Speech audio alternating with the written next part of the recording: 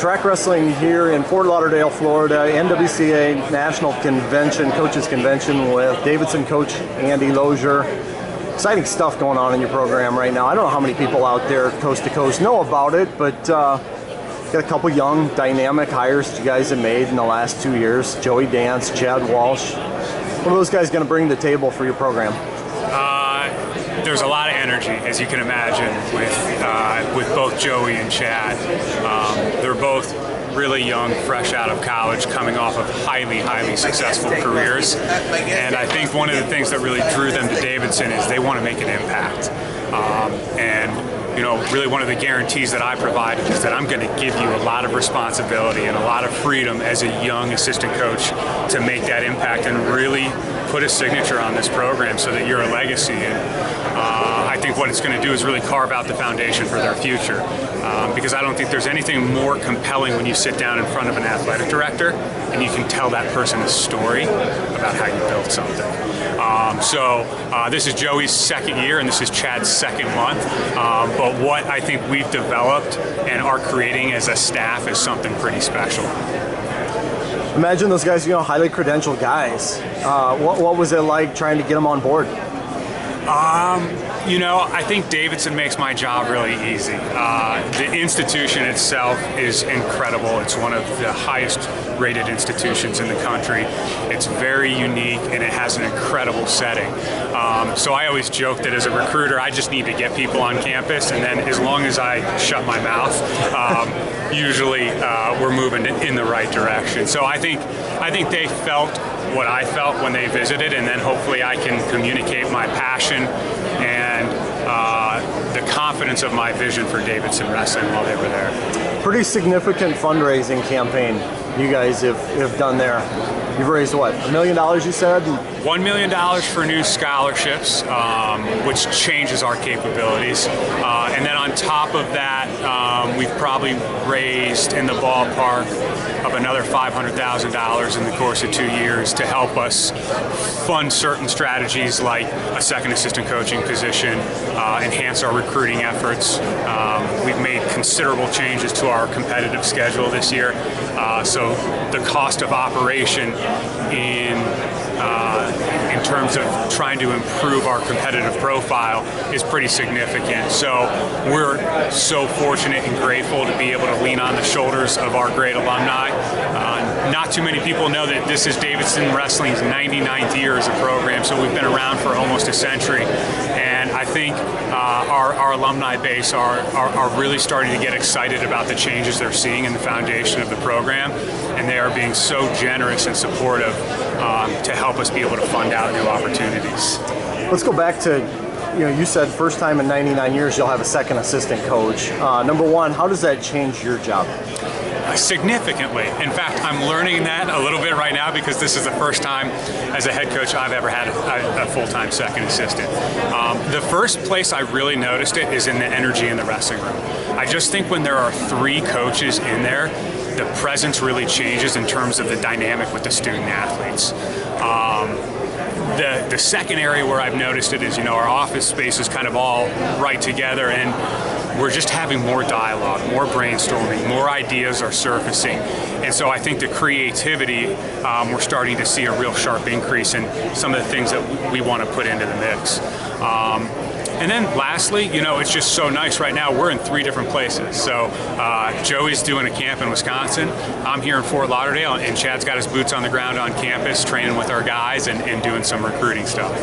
So having that sort of diversity is huge. Can you kind of walk us through the steps of getting a second assistant, how this process evolved? Yeah, the first step was I went to my boss and I told him about the next thing we really need to do as a program. And I also told him that I thought this was the last and final step we needed to really make sure that our farm was built at Davidson. He asked me in response how quickly I wanted to do it. I said as fast as possible. His response was to kind of avoid the red tape of higher education and human resources. Let's try and fundraise for the position. And so it was really about, I think, working together. He really supported the effort. And then it was about pinpointing, okay, what are we looking for in this position? You know, Myself, I wrestled 197 pounds in college. Joey wrestled 125 pounds. We really needed someone that was going to fit the middle. I have a serious appreciation for the way Chad Walsh wrestled. I loved watching him compete, and I really wanted to bring that type of style into our program. And then the last piece I really liked was, Chad had an incredible success at a very small Division I institution. And so I think that's something that can kind of resonate with our guys, as we're, one of the smallest Division I institutions in America. Then I imagine just the creativity. How has that rubbed off on your guys so far, the month that he's been there? It's been great. He's really pushing them. I mean, he's making the guys he wrestles seriously uncomfortable. But that's great, because once you get outside of that comfort zone, that's where those boundaries start to stretch, and that's where those gains are made. And so, yeah, it's fun to just kind of sit back and watch him and Joey go to work. And I'm picking up new things from them. I think they're energizing me, and we just have a really, really unique vibe, I think, between the three of us that I think is going to then really filter down through the rest of our team. What kind of things are they teaching you? Just their technique is great. I love to pick their brains. I remember one of the first questions I ever asked Joey was, how did you have the confidence to become a true freshman All-American in college? Where did you get that from? And it was really neat to hear his answer. And then one of the things I first asked Chad was, where did you get the basically ability to just throw caution out the window when you wrestled, almost like you didn't care. You just wrestled with so much joy. And so, picking their brains and then being able to take the things that they say and start to insert them into the thought process of our student athletes, I think, is something that's working really well. You said the farm is built. What does the farm is built mean to you? It means that we have everything in place for an athlete to come in and achieve his goals, especially as a wrestler. Like I said, Davidson makes the job very easy. We know that they're going to be taken care of from an academic perspective. I think when you have a program that's 99 years old and it doesn't have a real strong foundation or tradition of competitive success, sometimes wrestlers need to take a leap of faith on what you're building. But I can point to everything you need right now as a recruiter, as a wrestler, and show you that we have it there for you, whether it's facilities, whether it's budgets, scholarships, or staff. Everything is really in place. A lot of exciting things happening in the SoCon. Yeah, facility upgrades, new coaches. Yeah, I think the Southern Conference is moving in a great direction. And this is now entering my third year. I've had a chance to get to know these coaches a little bit better. They're ambitious. As much as we're all working for our own programs, I know that we all care deeply about the conference as well. What do you think's spurring this? The change in the direction of the conference? The one thing that's clearly evident is there are a number of new head coaches within the conference. So, if you look around, there are a lot of new faces.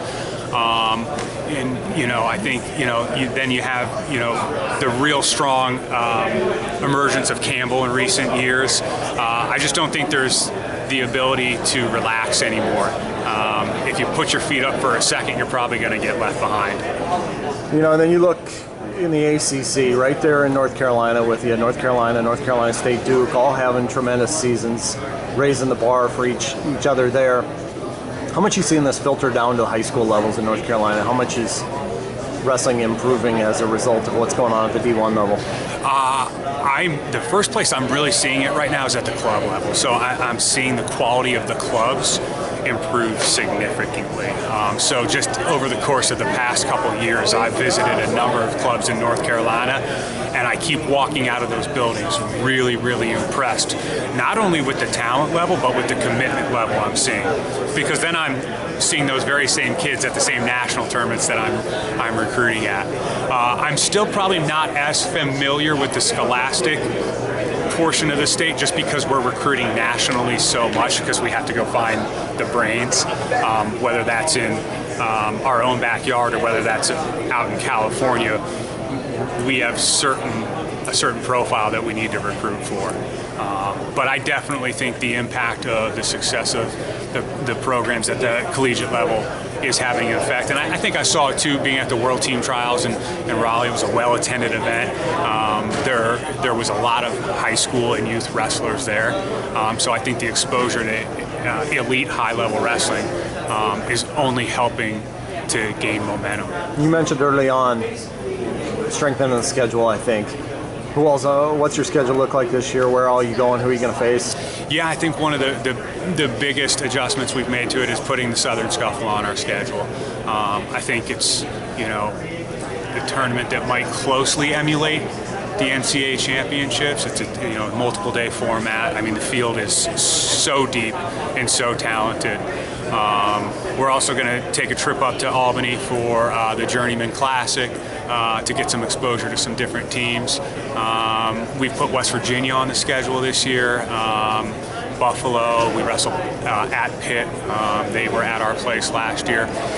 So we're trying to get touches with some different conferences, and we want to make sure that we're putting our guys in front of some power conference schools. How do you balance that? I mean, you obviously don't want to go out and face Murderers Row in the Big Ten week after week, or Oklahoma State, Cornell, you name it. But to strengthen yourself and then also balance it where you guys are getting what you need. It's not from a competition easy. And confidence standpoint. Yeah, it's not easy because I don't think you want to go to the opposite end where you have basically two parts of your schedule, one that's really hard and maybe one that's really easy, because then I think you end up somewhere in the middle. I hope that we are able to pull back at certain points, and I think those are kind of your open tournaments. The Hokie Open is a great start for us because it has a freshman and sophomore and then junior and senior division. So I think that's a great entry point to our season. And then, we'll send some of our non-starters to other open tournaments so that they're hopefully finding some success. But we believe that our starting 10 can be in the mix with everyone we compete against.